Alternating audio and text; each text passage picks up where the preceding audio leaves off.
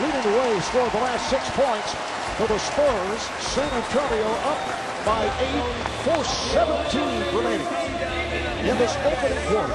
Game 2 of the Western Conference Final. He played 3 possessions with 1 sock on, sliding all over the place. Spurs just took the timeout, got it over with. I thought there was good defense, actually. In spite of, huh?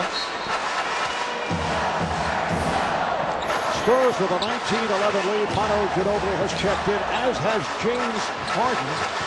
Here's Ginobili getting inside, try to feed Duncan. He does. Duncan rejected by Ibaka. Back comes Harden. Harden on the drive and scores. He was not able to do that throughout Game 1. In fact, for the first time all season, did not get to the foul line. And that's what we saw through 3 quarters in Game 1. Getting offense from their defense, block shots, and then in transition being able to score. Duncan with a deep shot. They're just making their decisions so much more crisply than they did early in Game 1. Everything is right away. As soon as players are catching for San Antonio, they're either moving it on or shooting. Very smooth offensive flow. Durant. He has looked sharp in the first quarter. He's at 4 of 6 for 9 points. Steve, I think the reason why for San Antonio is they understand the speed of the game and the speed of their opponent. I don't think they really understood how fast this Thunder team plays. Shot clock down to 5. Ginobili got on a switch. Pops one to the corner, 1 on the 24. Parker coming up short, and it's a 24-second violation. Now Matt Bonner will come on. Nick Collison checking in for Oklahoma City, along with Derek Fisher, who had a terrific shooting night. As Derek hears it from the crowd, they still have vivid memories of that shot as a member of the Lakers against San Antonio. But Derek the other night hit his first 6 shots. Well, it's the ultimate sign of respect when you walk into a visiting arena and you get booed. I know the guy next to me, he used to hear that pretty much in every arena, didn't you, Reg? But at some point in time, don't you gotta let it go, Steve? They've gotta let it go. Kumbaya out here, people. I thought Reggie was very well treated here tonight. Ibaka, rebounded by Duncan. Coming up on 2.5 to play in the first. Duncan met by Collison. Duncan on the drive. He draws the foul. Well, along with Harden, Collison now in the game, so it creates a different matchup for Tim Duncan. And this is such a dilemma for Scott Brooks. You know, Perkins the best low post defender, but both Collison and Ibaka struggle to handle the bigger Duncan down on the block. So he gives everybody a problem. He either goes down low or takes a bigger man outside. Spurs at the line for the first time tonight as we take a look at the upcoming series schedule. This Thursday, all shifting to Oklahoma City for game number 3. We'll have it on TNT starting at 9 o'clock Eastern time, and then game 4 on Saturday. And then we have the list of if necessary. 7-point lead for San Antonio. Marv Albert, Steve Kerr, Reggie Miller, Craig Sager from the AT&T Center. Nice pass from Fisher. Ibaka could not take advantage. Leonard for 3. Collison with the save. One more pass, and Leonard had a wide open Matt Bonner. I know it was a good look, but normally the Spurs pass open a good one for a better one. Fisher moving in closer. You can see the respect. Parker closing on Fisher, not allowing that initial attempt.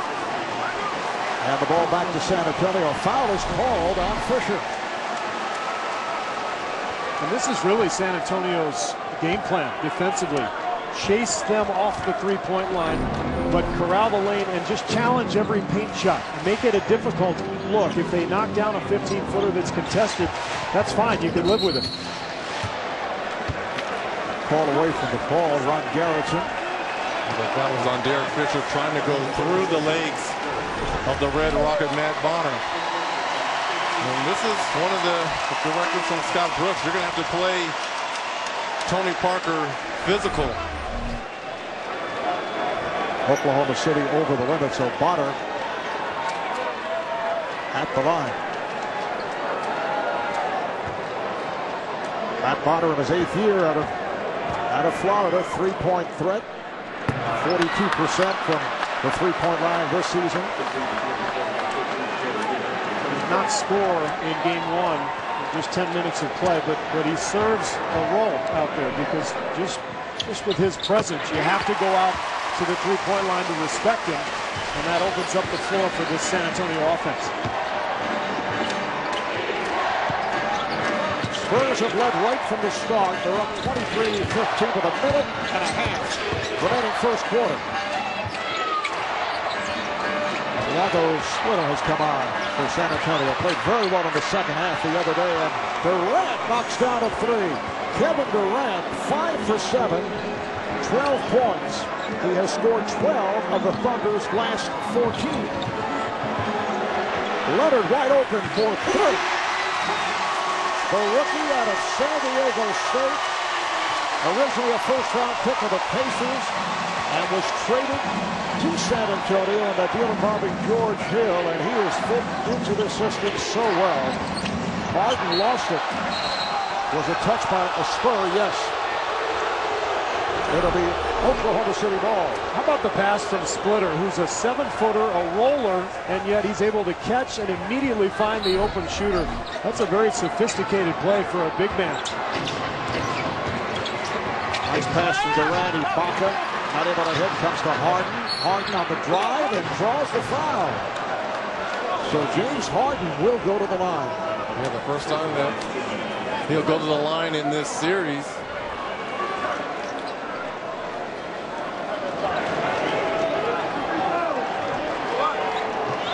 Two shots for Harden, who did not get going the other day until the final minutes. Hit a barrage of threes late. Called for a couple of charges down the stretch. More exciting NBA action. Check out TNT Overtime on NBA.com. Watch the action from 4 different camera angles, as you see right here. You can chat live with analysts, presented by American Express. Reggie, you mentioned these were his first 2 free throws of the series. Scott Brooks told us before the game he thought that the lack of trips to the line affected Harden's confidence, that he really feeds off of getting fouled and creating chaos for the defense. We'll see if this gets him going tonight. Oh, Ginobili able to drive the lane. I love how he threw his body into Serge Ibaka, which kind of negated the shot blocker's ability to go after it. Harden, and it appears he does have his confidence. Did not seem to be playing with the usual high energy the other night. The Spurs had a lot to do with that. They took so many charges, 2 against him alone, but 4 against Oklahoma City in the fourth quarter. I think that really took away some of his aggressiveness. It's tipped out, last touch by Durant. 3 seconds to go in this first quarter. Talked about Manu Ginobili getting into the body of Serge Ibaka. That's exactly what we saw in that fourth period by Manu. Getting to the rim and making plays.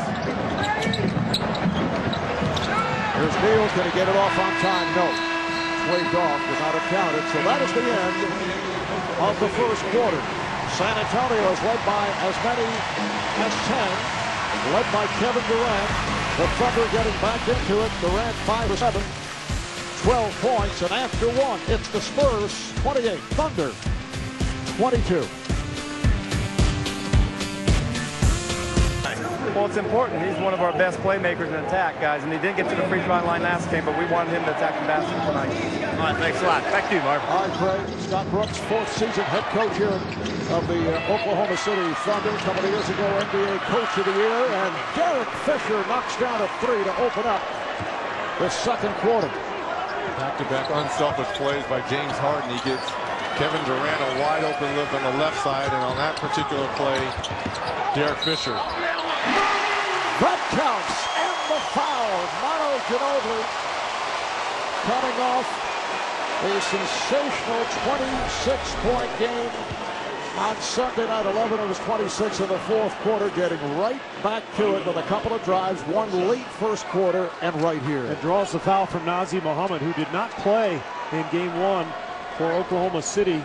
But interesting that Scott Brooks would go with him. Perkins on the bench, Ibaka getting a rest. So obviously all those paint points that San Antonio had in game one on the mind of Oklahoma City, playing that extra 7-footer here tonight. And Nazr, a one-time member of the San Antonio Spurs, spent a year and a half with the Spurs. Daquan Cook is also checked in. Here's Fisher with room for three.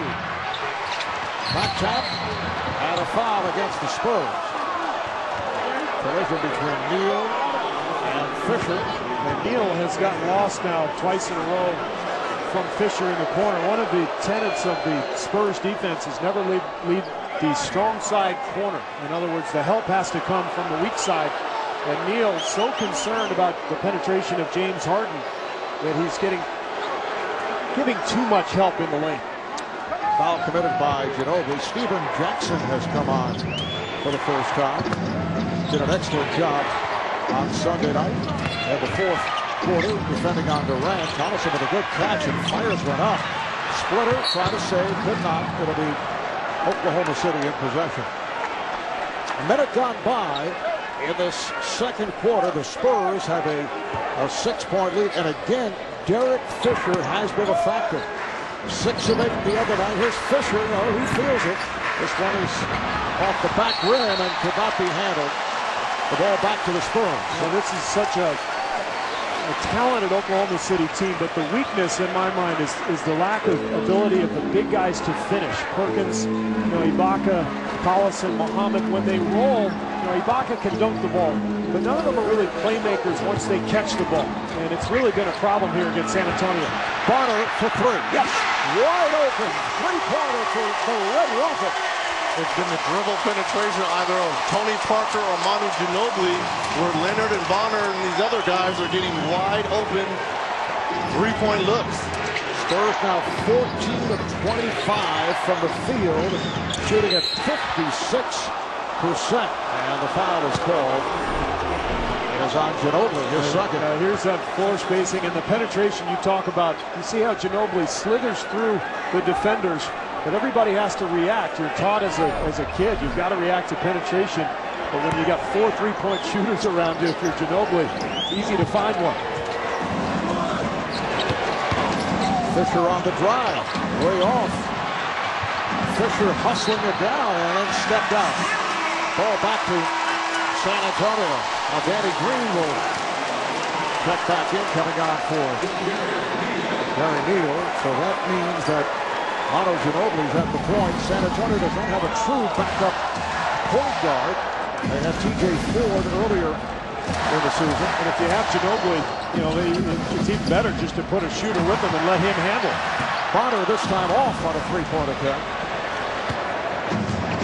2 minutes in, second quarter, game 2 of this Western Conference Final Series. Harden. Good job by Collison to get to it. Kevin Durant on the bench, getting a rest after that red-hot first quarter. Here's Harden on the drive and scores. James Harden with a bounce-back performance, has 8 points. Such a great job of exposing that ball, which kind of lures the defender into swiping down, but he's got such a strong upper body to be able to take the contact. That was deflected out by Mohammed. Here's another look at that play where Fisher was close to the line, although he did not argue the call. He was called out of bounds. Nope. Yeah, that was a bad call. He didn't argue because he couldn't see his feet. He didn't know. That was one that was missed. Foul on Mohammed, grabbing hold of Splitter. And that's not a bad foul, sitting Splitter to the free throw line. Shooting in the low 60s, high 50s from that free throw line. Really struggled in game 1. Now you have that air ball that you can hear the crowd anticipating already. And now the big cheer for Splitter. But, I thought that air ball really overshadowed what Splitter did. And the entire bench was great, and particularly Ginobili. Neal hit the big shots, but Splitter was fantastic. Took a couple of charges, blocked shots, rebounded. and scored on some of those rolls. And he followed up on a very strong game against the Clippers.